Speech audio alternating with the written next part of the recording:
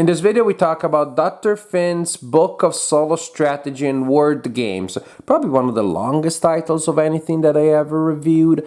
This is a book that, as the title says, contains games.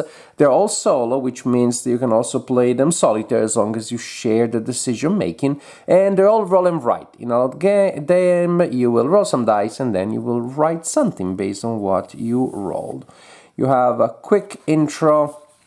You have a total score chart in case you decide to write in your book, and then to also write the scores here, which of course I didn't do. I didn't do any of that. What am I, crazy, writing in my books? And so I simply made photocopies of all of my games and then I played on those copies so that my book remains pristine, because that's how I like to see my books.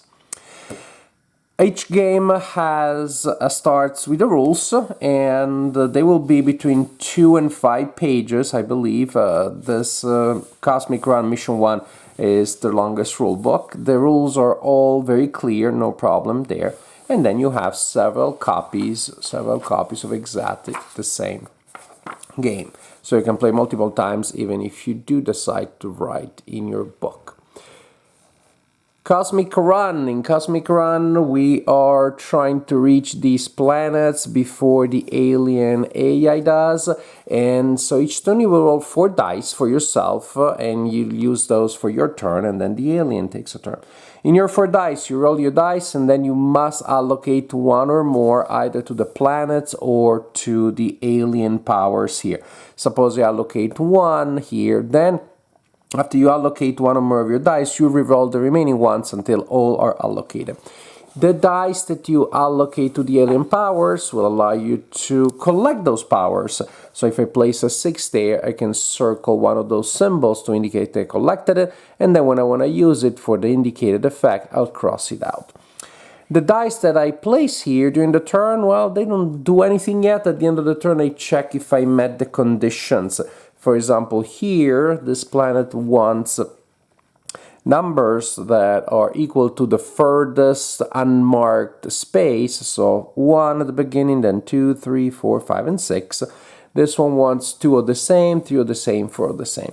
If at the end of my turn I completed I met the condition, then I simply color in, cross out the furthest spaceship. They represent the approach that I am doing, how close I'm going to the planets. Then I roll a die for the alien, a single one, and I check all of the starships on the furthest starship on their tracks that match that number.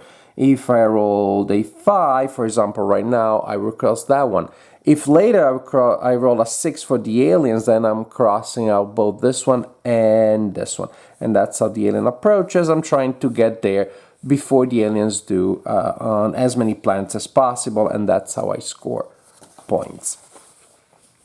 Then we have Fancy Sheep. No, that's not the game, but it reminded me of Fancy Sheep, a game that I played and reviewed maybe a long time ago. It feels that way. Pen Pals. This time we're gonna roll dice to create fences and to fence off different areas of the board here. At the beginning of the game, you also roll dice to place buckets of water, so you have a variable setup, which you do not have in every game. And so I roll a die for this line to see if I place a bucket here, if it's an even number, or here if it's an odd number. So the buckets will be placed in variable positions, and then I roll dice and I get to place the corresponding fences. I have to start from the edges, and then I have to continue building so that my fences touch previous fences. And once I'm done, once I use a symbol for each column, then I'll check my scoring. And for each area that I fenced off, I can either pick an animal, and so I'm going for sames, and so I'll score points based how many of animals of that one type I have, or I score for variety. But it is only for areas where I have a single bucket. If I have multiple buckets, then I simply score a point per animal that is there. I guess that is less efficient.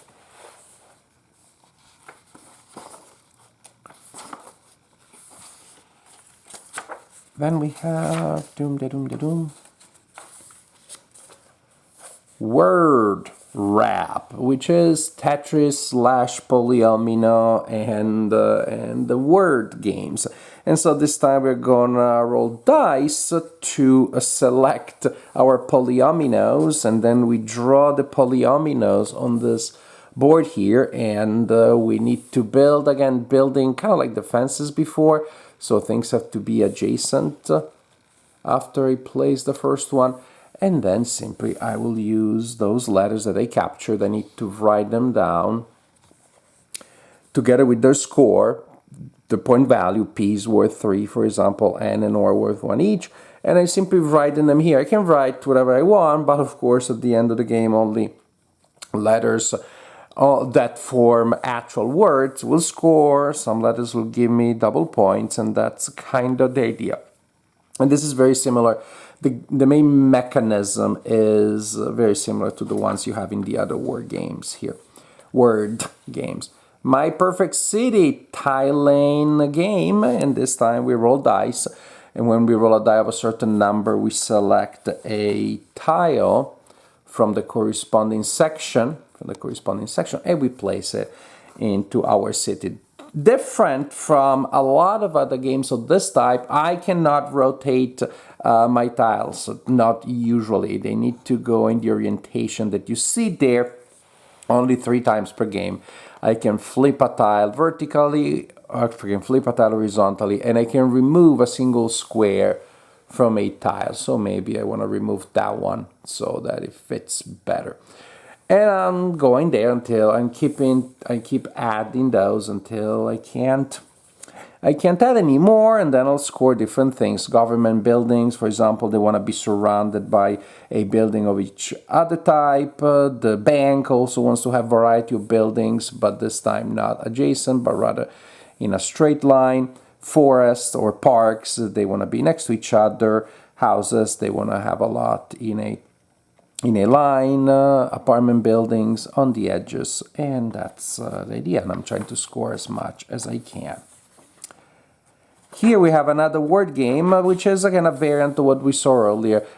Leftover letters, or a leftovers of letters, I'm not sure. Different phases here. Now, first we roll dice to add letters there. Roll the dice, and now I need to place an A in whatever of these empty spaces we have. Then maybe a U, and I place it somewhere. So I will fill the grid with letters. After that, I have a second phase in which I'm rolling dice. So when I place letters, I look at that section there. When I'm rolling dice, I'm looking at the intersection of these of these numbers here, and I will remove letters at that intersection. So for example, if I roll a 1 and a 5, it indicates that tiny dot there. 1 and a 5 indicates that tiny dot there, which is adjacent to a B, an L, a T, and a G. Ooh, BLT. And then I must cross out one of those 4 letters. So the first phase I'm adding letters, the second phase I am removing letters, and at the end I have a third phase in which I am trying to make words. And I don't have to use all the letters in a line, so I can just make words that way. Right now I could make the word bet, for example. Or if I add, well, again, if I add certain words, it'll be better. The point is that, what is the point of removing letters then? If you use all letters in a line or a column, you'll double the score. And that's why you have an incentive of removing letters, so you have the exact word and no leftover letters. Then we're gonna sell stuff. It's a flower shop that also sells stuff that is not flowers. The Little Flower Shop of Horrors, no, it should have been that way. The Little Flower Shop open for business. It's a flower shop where we also sell teddy bears and teacups and candlesticks. Each turn, first we acquire stock. We roll 4 dice, and of those 4 dice, we choose 3 of them that will let us acquire stock. Suppose I rolled 1, 2, 3, and 4. I can choose, say, 1, 2, and 3. Then I simply circle that many of the item that I rolled. I rolled 2 threes and I can acquire 2 cups. So I'm building stock that I want to sell. Second phase, after I collected 3 new items, I roll dice to determine how the market fluctuates. So, and for each number that I roll, I'll cross out the current value and I circle out the next. And so, for example, if I rolled a 4 right now, well, then vases with that kind of flower, they used to be worth 2, now they're worth 3. However, teacups, they used to be worth 2 or worth 1. After that, I must sell all the items that I have of a single type at the current market value. And so maybe I sell all of my teddy bears. I have 2, for example. I cross them out and I make $2. Or I make 8 if that is the current market value. Twice during the game, you will commit to long-term objectives. That is, you will write down there letters indicating the kind of order that you plan to fulfill later. So maybe at the end, and this is checked at the end of the game. If you have 5 of a kind, 4 of a kind, 2 different pairs, things like that. And then the total money that you made from the sales every turn plus the orders, if you fulfill them, is going to represent your final score. Here, very simple, we are gonna form a pretty much, once you know the idea of the word games, spell it out, and this one we're gonna create a crossword puzzle. We roll dice to select letters from here, 2 per turn. The first one you can write it anywhere you want, the other letters have to be adjacent to another letter. You can write any letter that you want anywhere following the placement rules, and at the end of the game only the lines or columns that form actual words will score you points, and you score points per letter, pretty much. Similar to some we saw before. This one kind of like dice-based Sudoku, crunch the numbers this time, and very short rules, only 2 pages.